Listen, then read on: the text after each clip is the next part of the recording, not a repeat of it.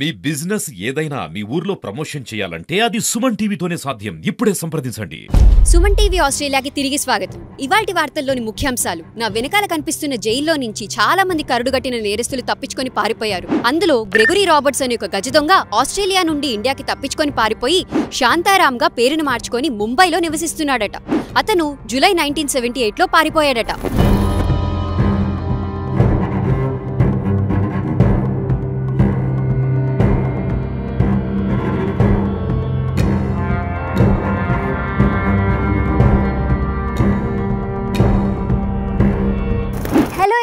Suman TV Australia ప్రేక్షకులందరికీ తిరిగి స్వాగతం. నేను మీ సిరిచందన. ఇప్పటి వరకు మీరు విన్నదంతా నిజంగానే ఇవాళ మనం చూడబోతున్న పెంట్రిడ్జ్ ప్రిజన్ లో జరిగిందట. పదండి మరి లోపలికి వెళ్ళి ఈ ప్రిజన్ లో కరుడుగట్టిన నేరస్తులని ఎలా బంధించి ఉంచేవారో, వారి గదులు ఎలా ఉండేవో తెలుసుకుందాం. భయపడకండోయ్, ఇది ఇప్పుడు ప్రిజన్ కాదు, ఇది ఒక టూరిస్ట్ అట్రాక్షన్ ప్లేస్. పదండి మరి ఇక ఆలస్యం చేయకుండా లోపలికి వెళ్ళిపోదామా?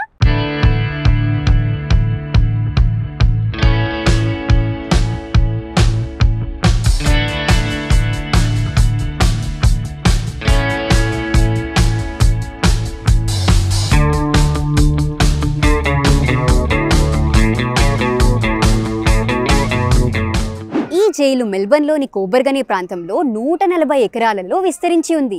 దీనిని బ్రిటిష్ పెంటోవిల్ మోడల్ ఆధారంగా ఇన్స్పెక్టర్ జనరల్ విలియం ఛాంప్ 1851లో కట్టారట. 1851 నుండి 1997 వరకు కూడా ఈ జైల్లో ఖైదీలని ఉంచారట.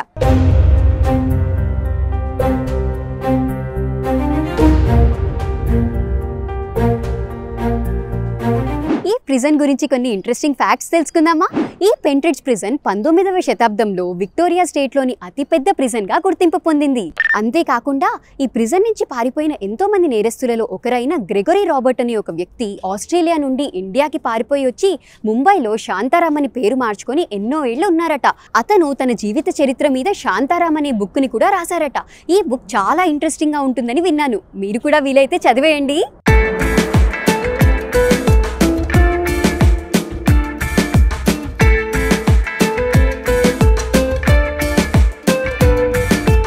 ఈ జైలు మొత్తాన్ని కూడా బ్లూ స్టోన్ రాయితో కట్టడం జరిగింది. ఈ రాయిని ఎందుకు వాడారంటే ఈ జైలు పక్కనే ఈ రాయి ఎక్కువ మోతాదులో లభించడం వల్ల ఆ రాయినే వాడి ఈ జైలుని నిర్మించారు.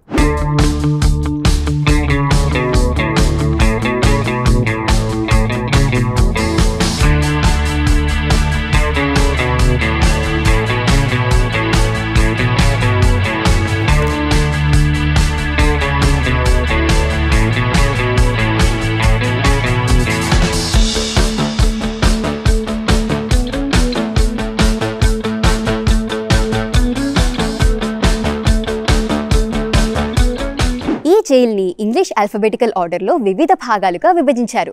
ఏ డివిజన్లో లో రిస్క్ క్రిమినల్స్ని ఉంచితే బి డివిజన్లో హై రిస్క్ క్రిమినల్స్ని ఉంచేవారట. సి డివిజన్లో చిన్న చిన్న తప్పులు చేసిన ఖైదీలని ఉంచితే డి డివిజన్లో ఆడ ఖైదీలని ఉంచేవారట. ఇలా వివిధ భాగాలలో వివిధ ఖైదీలని ఉంచేవారు.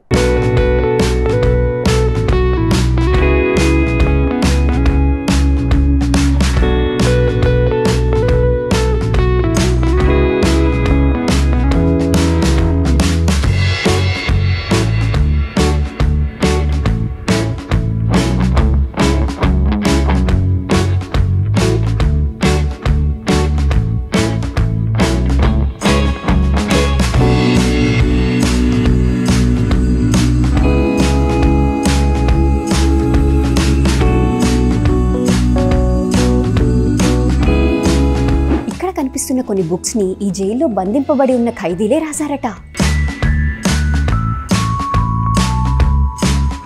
ఇక్కడి వస్తువులు మీకు చూడడానికి సాధారణంగా కనిపించినా ఈ జైల్లో ఖైదీలు వీటిని వివిధ రకాలుగా వాడేవారట.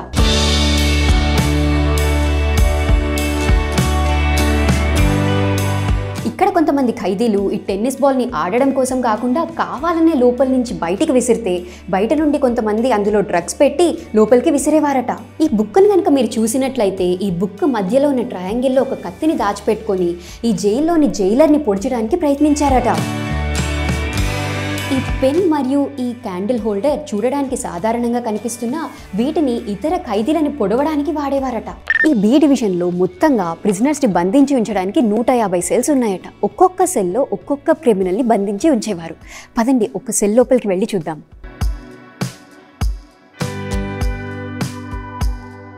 అసలు ఈ గది చూడండి ఎంత చిన్నగా ఉందో, అండ్ ఇంత కొంచెం వెంటిలేషన్ తోటి ఇంత చిన్న గదిలో ఒక్కొక్క ప్రిజనర్ని ఉంచేవారట.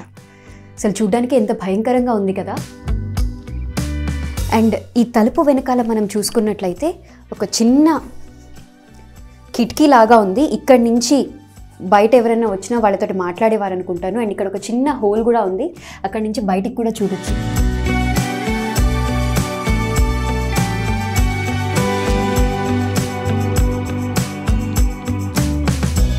ఈ సెల్ని కనుక మీరు చూసుకున్నట్లయితే 1920sలో ప్రిజన్ సెల్స్ ఇలా ఉండేవట. పొద్దున పూట కేవలం ఈ కిటికీలో నుంచి మాత్రమే వెలుతురు వస్తుంది. అలాగే రాత్రి అయితే ప్రిజనర్స్కి ఒక చిన్న కొవ్వొత్తిని మాత్రమే ఇచ్చేవారట. ఇక ఈ బి డివిజన్లో ప్రిజనర్స్కి ఇచ్చే పనిష్మెంట్ ఏంటంటే 24 గంటల్లో 23 గంటలు వాళ్ళని ఈ ప్రిజన్లో మాత్రమే బంధించి ఉంచేవారు. కేవలం 1 గంటకు మాత్రమే వారిని బయటికి వెళ్ళడానికి అనుమతినిచ్చేవారట. ఎంత రఫ్ కండిషన్స్లో ఉంచేవారు కదా ప్రిజనర్స్ని. 1970s వచ్చేసరికల్లా ప్రిజన్ సెల్స్ని ఇలా అప్గ్రేడ్ చేశారట. ప్రిజనర్స్కి ఎవరన్నా రిలేటివ్స్ కానీ కుటుంబ సభ్యులు కానీ టీవీ కానీ ఇలా ఫ్యాన్ కానీ ఇస్తే ఇలా ఇక్కడ తెచ్చుకొని పెట్టుకునేవారట.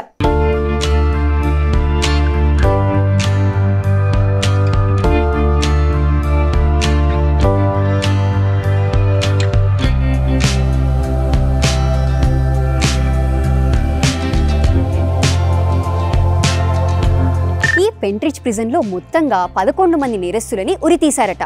అందులో చివరిగా 1967లో రొనాల్డ్ రియాన్ అనే వ్యక్తిని ఉరితీశారు.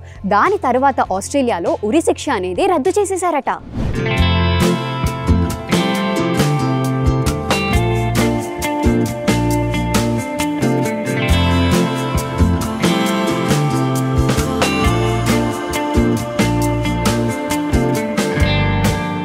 తరువాత ఈ జైల్లో కొంత భాగాన్ని కాలేజ్గా మార్చారు. ఈ కాలేజ్ని blue stone college or Coburg college అని అంటారు. ఇక మిగిలిన భాగంలో ఒక మాల్లా ఏర్పాటు చేశారు. ఈ మాల్లో prison tours, food and restaurants, హోటల్స్ని కూడా ఏర్పాటు చేశారు.